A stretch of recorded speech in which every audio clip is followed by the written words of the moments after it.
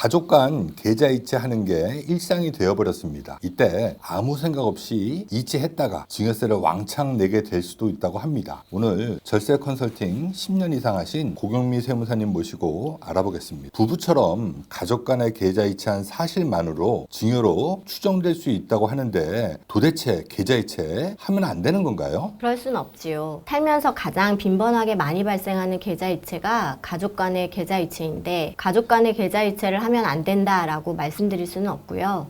다만 이 가족 간의 계좌이체는 증여로 추정될 수가 있기 때문에 관심과 주의를 더 많이 기울여야 한다라고 이해하시는 게 좋을 것 같습니다. 네. 자, 그러면 연로하신 부모님이나 혹은 어린 자녀에게 계좌이체로 용돈을 주는 경우 이것도 혹시 증여로 추정될 가능성이 있을까요? 일단은 증여세법에 살펴보면 증여세를 과세하지 않는 비과세되는 증여재산에 대해 별도로 명시를 하고 있습니다. 상속증여세법 제46조를 살펴보면 사회통념상 인정되는 치료비나 피부양자의 생활비, 교육비는 증여세를 과세하지 않는다라고 명시되어 있습니다. 여기서 피부양자의 생활비라고 하는 단어는 용돈하고 그 느낌이 같다라고 볼 수 있습니다. 따라서 소득이나 재산이 없어서 부양을 받아야만 하는 피부양자에게 주는 용돈은 증여로 보고 있지는 않습니다. 네, 생활비나 용돈은 증여가 아닌 거군요. 근데 우리가 그 사회 통념으로 인정되는 그 금액이란 게 대체 얼마를 말하는 겁니까? 사회 통념이라는 단어가 애매하긴 한데 금액이 얼마다, 소득의 몇 %를 말하는지는 정해져 있는 건 아닙니다. 조금 바꿔서 생각해보면 저희 같은 일반적인 사람들이 좀 쉽게 받아들일 수 있는 수준의 금액이라고 생각하시면 될 것 같습니다. 예를 들어서 대학생인 자녀에게 몇십만 원의 한 달 용돈을 준다면 저희 입장에서는 쉽게 받아들일 수 있는 금액입니다. 근데 반대로 한 달에 몇 천만 원을 준다고 한다면 누군가에게는 연봉에 해당할 수도 있는 금액이기 때문에 쉽게 받아들이기가 어렵습니다. 다만 부자라는 기준이 명확하게 얼마 이상을 가지면 부자다라는 게 없는 것처럼 개개인의 가정 상황이나 소비 패턴, 소득의 크기에 따라서는 조금씩의 차이가 있을 수 있습니다. 네, 사회 통념상 큰 금액이 아니면 문제가 없겠네요. 사실 외벌이 경우 부모 자식 간보다 부부 간의 계좌이체가 많은데 이건 어떻게 해야 하나요? 부부 간의 계좌이체는 부모 자식 간의 계좌 거래 내역과는 조금 차이가 있습니다.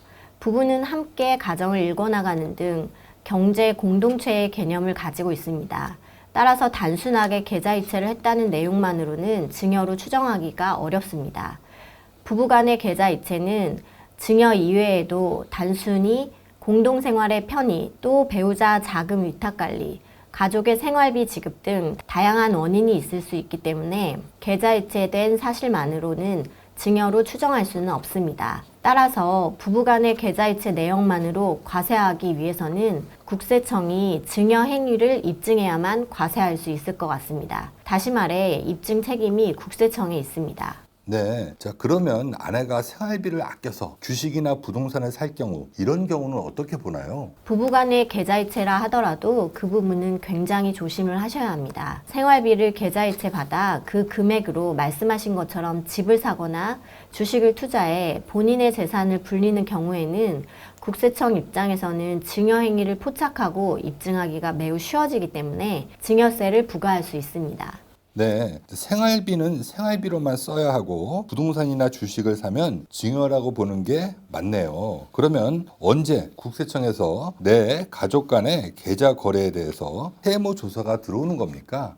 국세청에서 모든 계좌를 들여다보는 것이 아니기 때문에 정기적인 세무조사를 통해서 계좌 거래 내역을 확인하고 있다라고 보시면 되는데 세무조사의 대표적인 내용을 보시면 주식, 부동산 취득 시에 자금 출처 조사, 사업자분들에 해당하는 사업장 세무조사, 상속이 발생했을 때 하는 상속세 세무조사가 있습니다.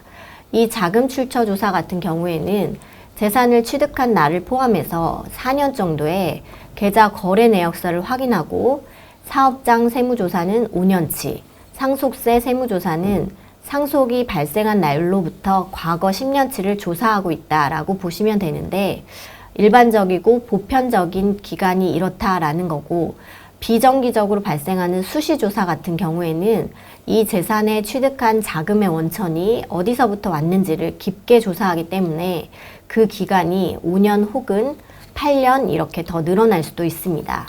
네. 자, 그러면 상속세 세무조사 같은 경우 과거 10년치 계좌이체 내역을 조사한다는데 사실 어제 한 일도 기억이 잘 안 나는데 10년 전 왜 이체했는지 기억할 수 없을 것 같습니다. 이럴 땐 어떻게 해야 하나요? 저도 마찬가지입니다. 저도 어제 한 일을 기억 못하기 때문에 10년 전 거래한 내역을 기억 못합니다. 그래서 권장드리는 방법이 있는데 계좌 이체할 때마다 이 통장에 적요라고 하는 항목에 꼭 메모를 해주시는 것을 추천해 드립니다. 만일 계좌이체 거래 내역이 증여로 추정됐을 때는 소명 자료를 제출해서 증여가 아니라는 것을 입증해야 합니다. 예를 들어 부모님들이 온라인 거래를 어려워하실 수 있어요. 돈을 받아서 냉장고나 에어컨을 살 경우 꼭 통장 적요란에 메모를 해두면 입증이 훨씬 수월해질 수 있을 것 같습니다.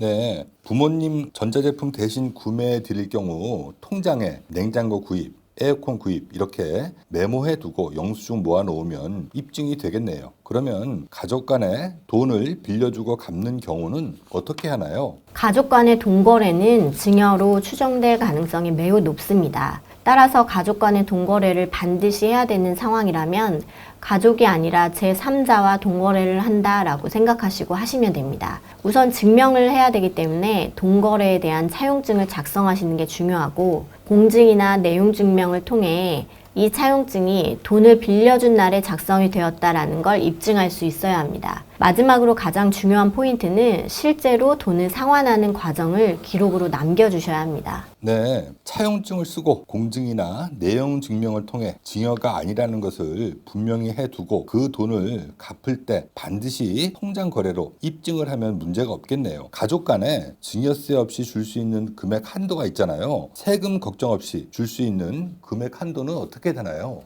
네, 이걸 증여재산 공제라고 하는데 증여를 한 날을 기준으로 10년 동안을 기준으로 합니다.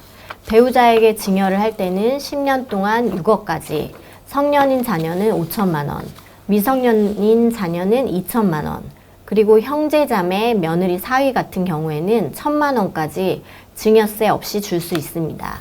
부부 간의 증여는 10년간 6억 원의 증여 공제가 있으니 생활비를 아껴서 10년간 6억 원의 부동산이나 주식을 사는 것도 별 문제가 되지는 않겠네요. 네, 맞습니다. 다만 우리가 억울하게 증여세나 상속세를 내는 일이 없어야 하기 때문에 이 개념을 명확하게 아시고 준비하시는 걸 추천드립니다. 오늘은 여기까지 하겠습니다. 구독, 좋아요, 알림 설정 부탁드립니다. 감사합니다.